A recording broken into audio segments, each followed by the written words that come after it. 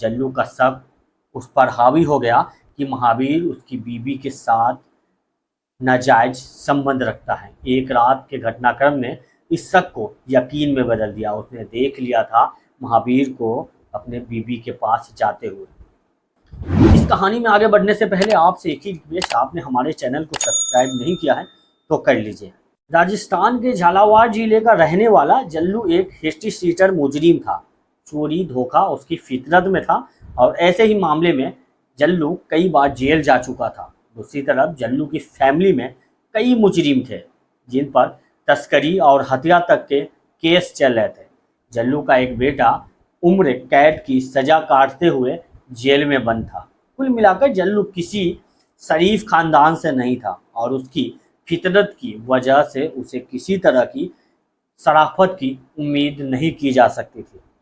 35 साल का महावीर भी इसी जिले में रहता था और वह काफ़ी समय से जल्लू का दोस्त था। महावीर के बाकी दोस्त और उसके परिवार वाले उसे समझाते थे कि जल्लू की संगत अच्छी नहीं है, लेकिन महावीर की नशे की लत ऐसी थी कि उसे जल्लू की दोस्ती रास आती थी। दोनों साथ मिलकर एस्मैक का नशा करते थे। एस्मैक एक ऐसा ड्रग्स थी जो बगैर खतरे के आसानी से मिलना मुश्किल था, लेकिन जल्लू की पहचान तस्करों से थी और वह जुगाड़ कर लेता था। दोनों की दोस्ती वक्त के साथ अच्छी हो गई थी और जल्लू के घर भी महावीर का आना जाना हो चुका था। महावीर की फितरत एक जिंदा दिली आदमी जैसी थी और वह बातों बातों में फ्लर्ट करना शुरू कर देता था। महावीर जब भी जल्लू के घर आता तो जल्लू की बीवी मुमताज के साथ हंसी मजाक के साथ बातचीत करता।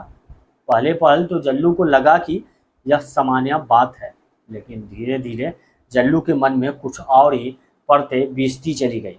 मुमताज कुछ बच्चों की माँ थी, लेकिन उसे देखकर कोई कह नहीं सकता था कि उसकी उम्र ढल चुकी है। उसकी खूबसूरती और बातों का अंदाज कुछ ऐसा था जो अब भी आकर्षित कर सकता था।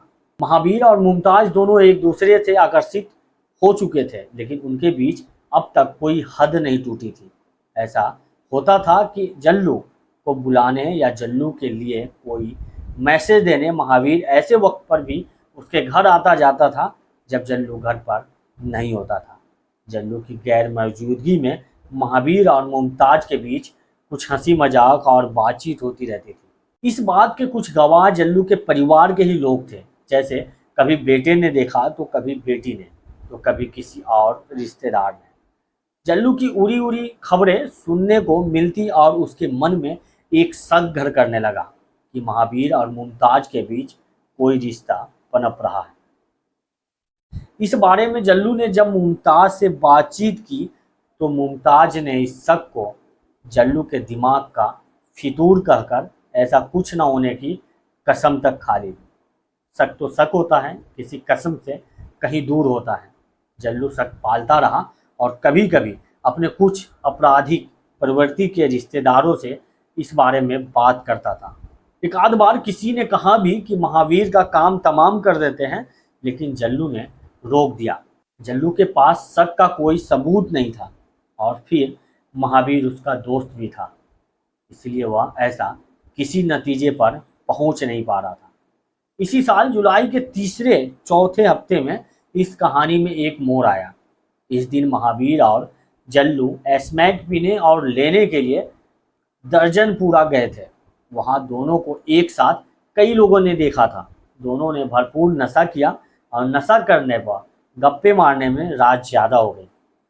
रात ज़्यादा हो जाने की वजह से तय यह हुआ कि महावीर ये रात जल्लू के घर ही गुजार ले और सुबह घर चला जाए। दोनों नशे में झूमते हुए जल्लू के घर पहुंचे। मुमताज समेत घर के और लोगों ने भी दोनों को देखा और सबको पता था कि महावीर रात यहीं रुकने वाला है। महावीर एक कमरे में सो गया और जल्लू पास के ही कमरे में मुमताज घर की औरतों के साथ अलग कमरे में सो गई। जल्लू की नींद बार बार टूट रही थी और एक बार उसने देखा कि महावीर उठकर मुमताज के कमरे की तरफ गया है। जल्लू को फौरन महसूस हुआ कि जैसे उसका शक सही था और अब उसे यकीन हो गया कि उसके दोस्त और बीवी के बीच एक रिश्ता है। जल्लू ने घर में सो रहे परिवार के एक दो लोगों को जगाया और जल्दी साथ आने को कहा। कुछ ही देर में एक बड़ा सा चाकू लेकर जल्लू मुमताज के कमरे में दाखिल हुआ, लेकिन वहां महावीर नहीं था। उसने मुमताज से पूछा तो उसने कहा कि वह गलती से आ गया था, चला गया। इस बार जल्लू को भरोसा नहीं हुआ और उसने मुमताज को गाली देते हुए महावीर का काम तमाम करने की बात कही। घबराई हुई मुमताज जल्लू को रोकने पीछे दौड़ी, लेकिन तब तक जल्लू उस कमरे में दाखिल हो चुका था जहां महावीर सो रहा था या उसका बिस्तर किया गया था। आओ देखा न ताओ, जल्लू ने महावीर पर चाकू से जानलेवा हमला कर दिया। मुमताज की चीख निकल गई और जल्लू को रोकने में उसे एक आध सेकेंड की देर हो चुकी थी।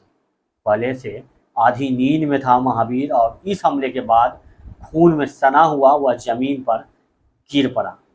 उठ नहीं पाया। अधमरे हो चुके महावीर को देखकर जल्लू ने मुमताज को देखा और कहा कि अगर महावीर उसका आशिक नहीं है तो वह घबरा क्यों रही है, बल्कि उसे तो साथ देना चाहिए।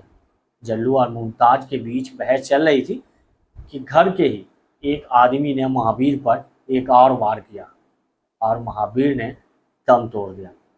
रात भर घर के पूरे लोग इकट्ठे रहे और सभी इस बात पर राजी थे कि अब खून हो ही गया है तो इस बात को छुपाना है। यहाँ से खून को छुपाने की कहानी शुरू हुई। दूसरे गांव और झालावाड़ में रहने वाले अपने रिश्तेदारों से जल्लू ने अगले दिन बातचीत की। ये लोग भी अपराधों में शामिल रह चुके थे। लाश को ठिकाने लगाने का प्लान बनाने में वक्त लग रहा था क्योंकि सब अपने मशवरे दे रहे थे। उधर उस रात ही जल्लू की बेटी नसीम और मुमताज ने मिलकर फर्श और कपड़ों से खून साफ कर दिया था। महावीर की लाश को उसी कमरे में कुछ चीज़ों से ढक कर रख गया था। प्लान बन रहा और खून हुए करीब 3 दिन हो गए थे। महावीर की लाश से बदबू फैलने लगी थी।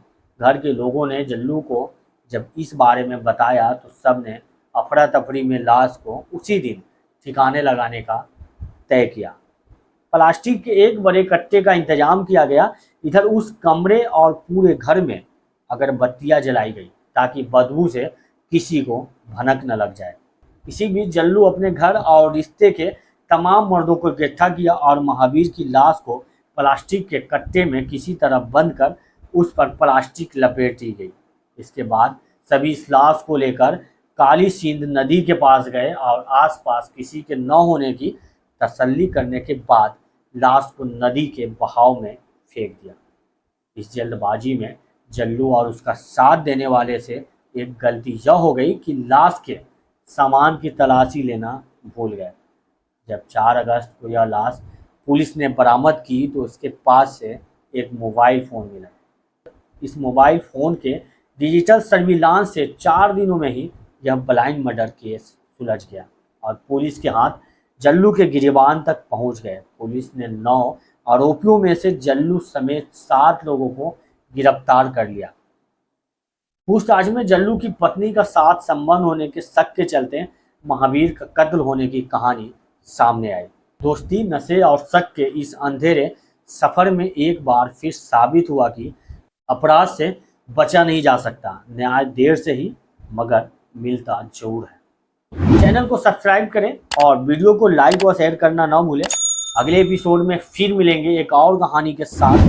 तब तक के लिए अपना ख्याल रखिए। थैंक यू, बाय, जय हिंद।